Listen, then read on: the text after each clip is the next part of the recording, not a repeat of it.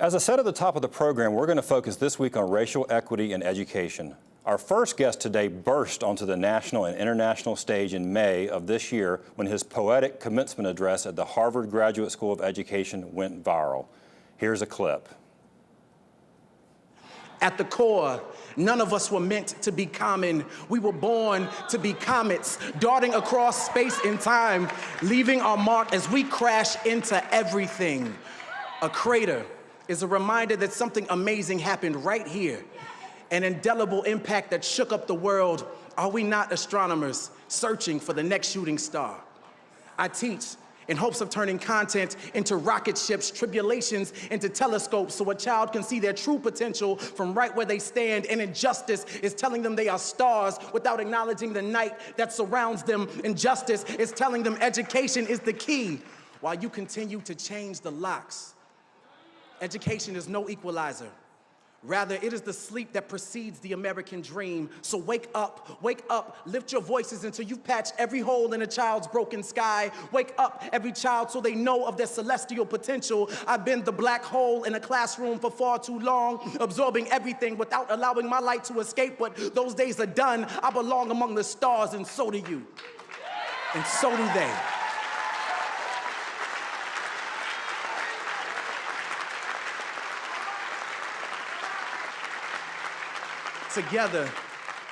Together, we can inspire galaxies of greatness for generations to come. So no, sky is not the limit. It is only the beginning. Lift off. We are honored to have Donovan Livingston with us here today. He is currently a PhD candidate at UNC Greensboro, where he is Assistant Director for Student Mentoring. And he is also, let's see, how did the UNC Charlotte called you an internet celebrity educator?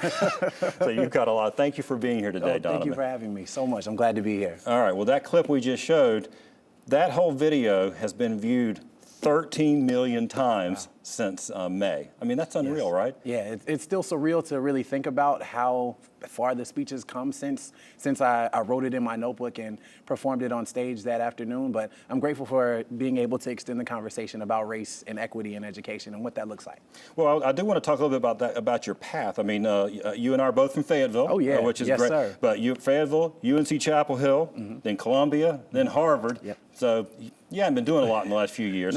but now you're back home in North Carolina and you're at UNC Greensboro working on your PhD. So, but I mean, talk to me a little bit about from the time that speech, sort of what happened in your life, sort of what, I mean, obviously this is kind of one of those transformative moments, I would think. It really is, and I think it's all rooted in my experience working with students. So it seems as if I've been in school my entire professional life, but that's not necessarily the case. I've worked primarily with first-generation, low-income, traditionally underrepresented students in higher education and helping them navigate the path from high school to college. And I would be remiss if I told my students to be their best selves and most authentic selves in every space in education, and I not do the same. And so that's why I went the route of doing a spoken word poem during my commencement remarks, and it really made for a more exciting experience when I came home. I felt good about coming back to North Carolina and kind of wrapping up my academic journey in a place that made me who I am. Well, it's been fun for all of us here in North Carolina to watch. I think we're all pretty proud of everything you did. And look, I have to point out, you ended up just a month ago in your hometown introducing the President of the United States. That was quite a whirlwind. And it was on November 4th of this year, which was the 8-year anniversary of President Obama's initial election. And with him being the first president I voted for, being in my hometown and being able to introduce him on that sort of stage leading into this year's election was a phenomenal sort of life moment for me, and I'm grateful to have been able to have that opportunity. Well, let's shift gears. We're going to talk about racial equity on the whole show today, but I want to get into that with you a little bit. Okay. I mean, you talked about it in your address about the idea of opportunities particularly for students of color. I mean, what is sort of your own life experience and sort of what sort of goes through your mind when you think about either the opportunity or lack thereof? Well, I think specifically about our gifts, right? Every student has a unique set of talents, dispositions, things that make them who they are. And I think having an opportunity in school spaces to be able to express that creativity is something that needs to happen. I think far too often we come to school and we have to stick to these sort of standardized measures of our success and our academic ability, but students need to see that their gifts that they have personally are valued. For me in particular, I wasn't always allowed to perform spoken word poetry or enjoy hip hop or bring that up in a sort of academic space.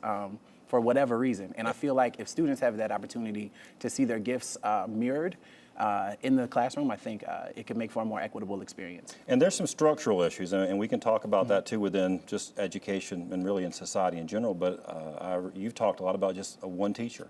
Or a couple teachers. I mean, tell me about that. I mean, the difference a teacher in a kid's life can make. Right. I think it all comes down to relationships. The willingness a teacher has to want to go that extra mile and make that connection with the student, to actually take a vested interest in the things that the student is interested in, will go a long way in getting the most out of that child in the long run.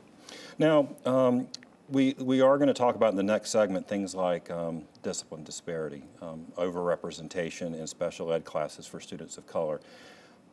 You've had some life experiences seeing that yourself. I mean, do you recognize and have any thoughts on sort of how we get at that in terms of, I don't know, changing attitudes, changing systems? Well, I feel like it could start with some form of professional development, helping teachers, educators, anyone that works with young people learn how to sort of work with different people based on cultural differences. So really buying into this idea of making pedagogy culturally relevant. It evokes a sense of patience and helps you see the sort of value in that specific student, so you don't become so quick to discipline them when you think you're not getting the most out of them in a classroom space. Right, and I think that's like we talk a lot about cultural sensitivity at the Public School Forum when we look at racial equity. I mean, can you explain a little bit more what you mean when you talk about that? I mean, it's just the idea that, look, we just don't necessarily always understand each other. I mean, there's differences, frankly, then the teaching workforce is predominantly female, predominantly white. So they're just differences, right? Right. And our differences aren't something we should be afraid of, right? I feel like being able to use the classroom as a space to celebrate those differences is something that can be done. And I think, I think about what it means to be in school. And for me, I think about school being a space of self-discovery. And if teachers can commit to making school a space of self-discovery where students can learn about themselves in addition to the content matter, I think we'll buy into that sort of culturally relevant perspective that'll make the experiences students have in school more equitable across the board. Are you, I mean, you strike me as someone who's optimistic, but are you optimistic about these things? Because it seems like the ideas of sort of racial adjusting, they're not a straight line up. Right. We have some zigzags. Oh, definitely. And I think a lot of the zigzags come when you tell students the truth. Schooling experiences don't exist in a vacuum, right? I believe that students need to be able to engage in dialogue and debate those current events that sort of surround their learning experiences, and they don't often get a chance to. The Trump's election, for instance, has an impact on a student, whether they're on one side of the argument or the other. And I think that being able to talk about those things and what it means and what the cultural repercussions are and sort of what can we do to move forward together is something that can take place in the classroom, and teachers have to be willing to have those conversations. And you need to keep talking too, so, but we appreciate you being here. Thanks so much. When we will come back, we'll be joined by two more guests currently working in the area of racial equity in education. But first, as we go to break, see if you can answer this question.